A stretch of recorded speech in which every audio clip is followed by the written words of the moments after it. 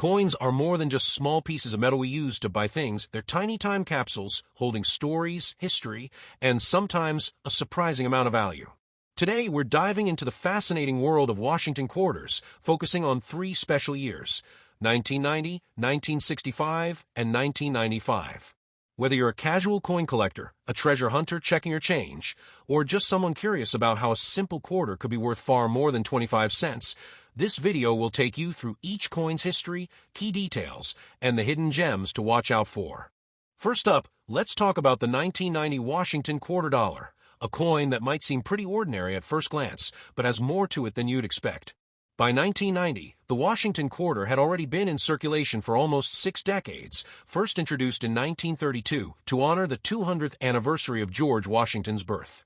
The design by sculptor John Flanagan had become a familiar sight in American pockets, vending machines, and coin jars across the country. But even though the 1990 quarter is considered a modern issue by collectors, there are still certain details, errors, and conditions that can make this year's coin more special, and in some cases, more valuable. The obverse, or head side, features George Washington's profile facing left, with the word Liberty above, the national motto, "In God We Trust," to the left, and the year 1990 at the bottom. The mint mark, either P for Philadelphia, D for Denver, or S for San Francisco, is located just to the right of Washington's ponytail ribbon. While Philadelphia and Denver coins were struck for everyday circulation, San Francisco's 1990 quarters were made as proof coins, intended for collectors, and they usually have a deep, mirror-like shine. On the reverse, the tail side, you'll see the familiar heraldic eagle with outstretched wings, clutching a bundle of arrows, surrounded by olive branches. United States of America arcs along the top, E pluribus unum sits just above the eagle's head, and quarter dollar is along the bottom. This reverse design had been in place since 1932 and would remain until the state quarters program began in 1999, so the 1990 coin was part of the final decade of the classic Washington quarter look. In terms of mintage numbers, the 1990 Washington quarter was produced in massive quantities, over 927 million from a Philadelphia mint and about 927 million from Denver as well. Proofs from San Francisco added around 3 million more. With nearly 2 billion coins made, most 1990 quarters are worth just their face value in circulated condition. However, value comes into play when you look at the coin's grade, rarity of condition, or special errors. If you happen to have a 1990 quarter in uncirculated condition, meaning it has no wear and retains its original mint luster, it can be worth a few dollars to collectors, especially if it grades MS 65 or higher. Mint state examples with exceptional eye appeal, sharp details, and no major marks are the ones that can fetch higher prices at auctions. While common coins might go for $1 to $5, top-grade pieces have been known to sell for $50 or more.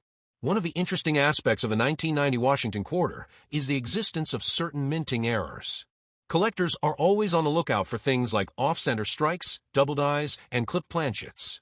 An off-center strike means the design was not properly aligned when the coin was struck, leaving part of the surface blank. A double die can create doubled images on the date, lettering, or other parts of the design, which can be very appealing to error collectors. Clipped planchets, where a small curved piece of the coin's edge is missing due to a flaw in the blank metal disc, are also sought after. Perhaps one of the most notable 1990 quarter varieties is the 1990 S-proof quarter with a missing S mint mark. While this is extremely rare, there have been cases of proof coins without the mint mark, which can skyrocket the value. Proofs in general, especially those with a deep cameo designation, meaning they have strong contrast between frosted design elements and mirrored fields, are highly collectible. A standard 1990 S-proof might go for a few dollars, but rare varieties and perfect PR, 70 graded coins can reach well into the hundreds. Another factor in value is whether the coin has been preserved in its original mint set or proof set packaging. Collectors appreciate coins that have never been in circulation, as they're far more likely to remain in pristine condition. If you find a 1990 quarter in brilliant, scratch-free shape straight from set, it could be worth adding to your collection or selling to the right buyer. While silver content is not a factor for most 1990 quarters, they're made of copper nickel clad with a pure copper core. There were special silver-proof sets made for collectors in San Francisco. These coins contain 90% silver and have both intrinsic metal value and collectible appeal. With silver prices constantly changing, the melt value of a silver-proof 1990 quarter alone is worth more than face value, even before considering its condition or rarity. For casual treasure hunters, one of the best ways to find a valuable 1990 quarter is to check coin rolls from the bank, look through old coin jars, or search in inherited coin collections. Even if most of what you find is face value, there's always the thrill of discovering a high-grade coin, a rare proof, or an unusual error that can make the search worthwhile. Some people have even found near-mint examples in circulation decades later, proof that treasures can still be hiding in everyday change. In the broader context of coin collecting, the 1990 quarter marks a point in history just before major changes to U.S. coinage. The following decade would see the start of the state quarters program, a massive hit with both new and seasoned collectors. This means the 1990 coin belongs to the last era of traditional Washington quarters, giving it a nostalgic charm. Collectors often talk about building a complete Washington quarter set from 1932 to 1998. For those working on that goal, a high-quality 1990 coin is an essential piece of the puzzle.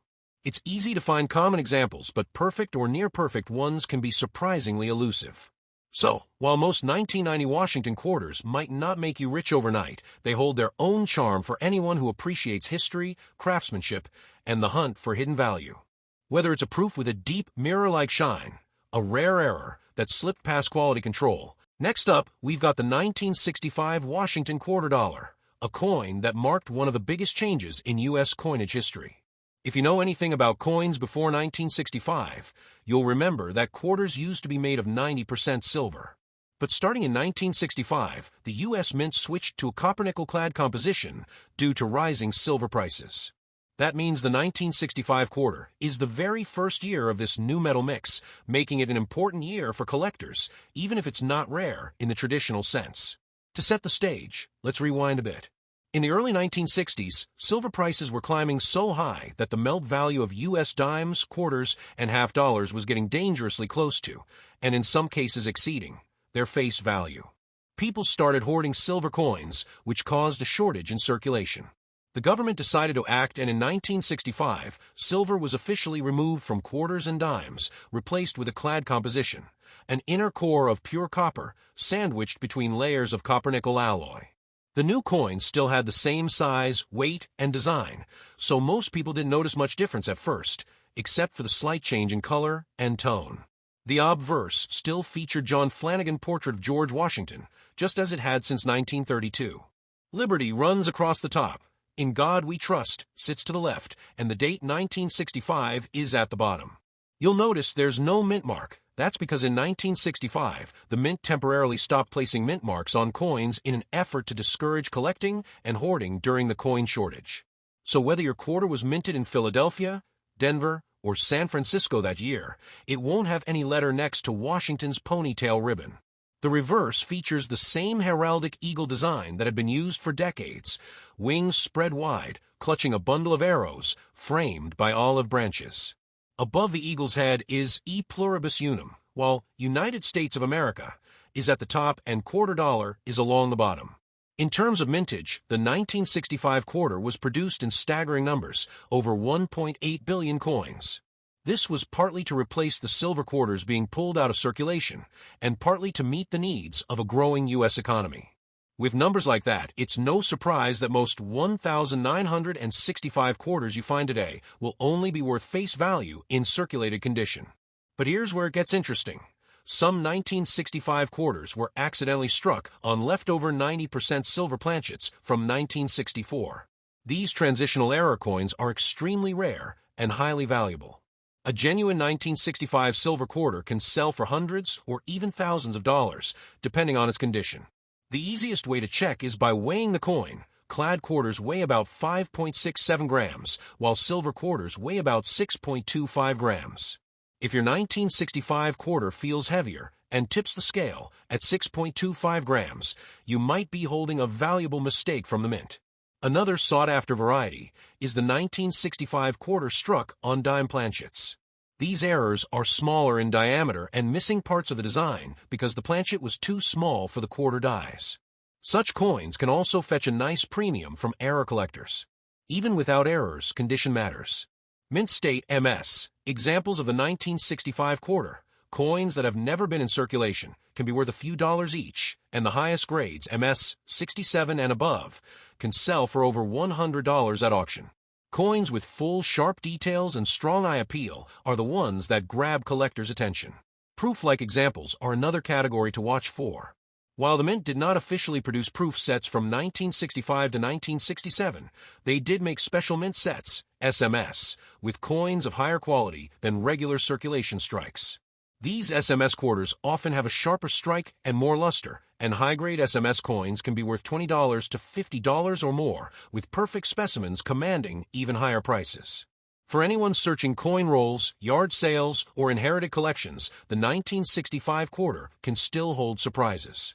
Most will be common copper-nickel coins, but there's always the chance of spotting that elusive silver planchet strike or a high-grade SMS coin that someone overlooked. It's this treasure hunt aspect that makes coin collecting so addictive. Historically, the 1965 quarter also represents the end of an era. For over 170 years, U.S. quarters had contained silver. With this one change, the link between coins and precious metals was effectively broken for everyday pocket change. While some people saw it as a necessary modernization, others viewed it as a loss of intrinsic value in the nation's coinage. Today, that makes the 1965 quarter a sort of historical marker, the dividing line between the old money, silver era, and the modern money-clad era. Collectors who build complete Washington quarter sets from 1932 to 1998 often pay special attention to 1965, making sure they include both a regular circulation strike and, if possible, an SMS example. And of course, anyone who's lucky enough to find the silver transitional era has a real gem on their hands. So while most 1965 Washington quarters won't put a dent in your bank account, they carry a huge amount of history in just 25 cents worth of metal. They're a reminder of a pivotal moment when the U.S. Mint changed the very makeup of its coins, setting the stage for all the quarters we use today. Whether you keep one for its story, its potential hidden value, or just because it's the start of a new chapter in U.S. coinage, the 1965 quarter is worth more than a passing glance. Now let's jump into the 1995 Washington quarter dollar, a coin that sits in the middle of the 1990s, just a few years before the massive change brought by the state quarters program in 1999. By 1995, the Washington quarter had been in circulation for over 6 decades, and while the design remained the same classic John Flanagan portrait of George Washington, the minting technology had improved, allowing for cleaner strikes and higher quality coins. Even so, hidden among the billions of 1995 quarters are some varieties and conditions that can make them worth more than face value. On the obverse, you'll see Washington's familiar left-facing profile, with Liberty stretching across the top, In God We Trust to the left, and the date 1995 at the bottom. The mint mark, P for Philadelphia, D for Denver, or S for San Francisco, appears just to the right of the ponytail ribbon. The Philadelphia and Denver coins were made for general circulation, while the San Francisco coins were proof issues intended for collectors. The reverse carries the traditional heraldic eagle design that had been a staple of the Washington quarter since 1932. The eagle perched proudly, wings spread, clutching arrows and framed by olive branches. United States of America, arcs along the top, E pluribus unum, is positioned just above the eagle's head, and quarter dollar rests along the bottom. Mintage for the 1995 quarter was substantial, around 1.1 billion combined from Philadelphia and Denver, plus over 2 million proof coins from San Francisco. This high production means that most circulated 1995 quarters are only worth their face value. But as always in coin collecting, the magic is in the details. The first thing collectors look for is condition. A 1995 quarter in mint state condition, meaning it has never been in circulation and retains its original mint luster, can be worth anywhere from a few dollars to over $20, depending on the grade. The highest quality examples, graded MS, 67 or higher, can sell for $100 or more at auction. These coins have sharp, crisp details, brilliant surfaces, and virtually no marks visible to the naked eye. Proof coins from San Francisco are another area of interest.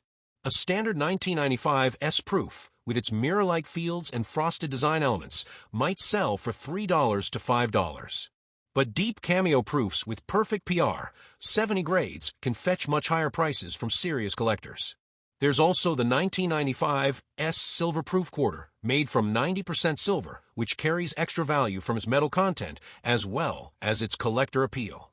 As with other quarters, error coins from 1995 can be the real jackpot finds.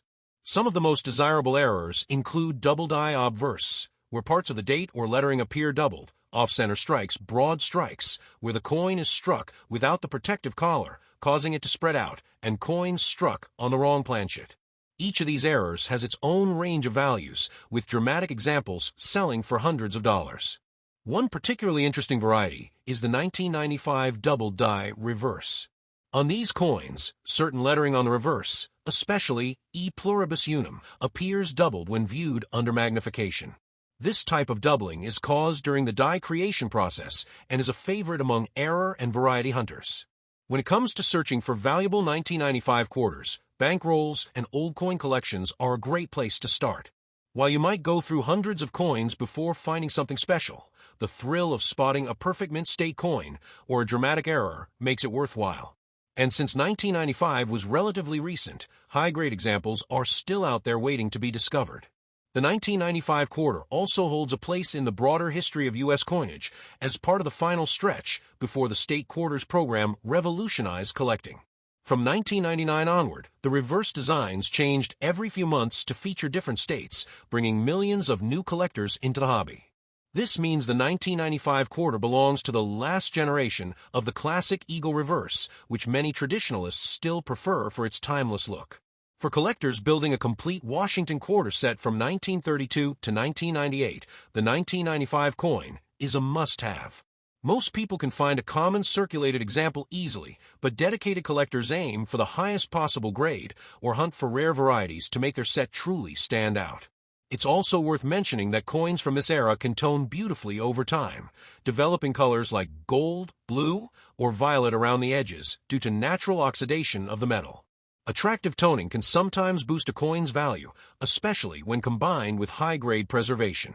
In the end, the 1995 Washington quarter is a coin that tells a quiet story.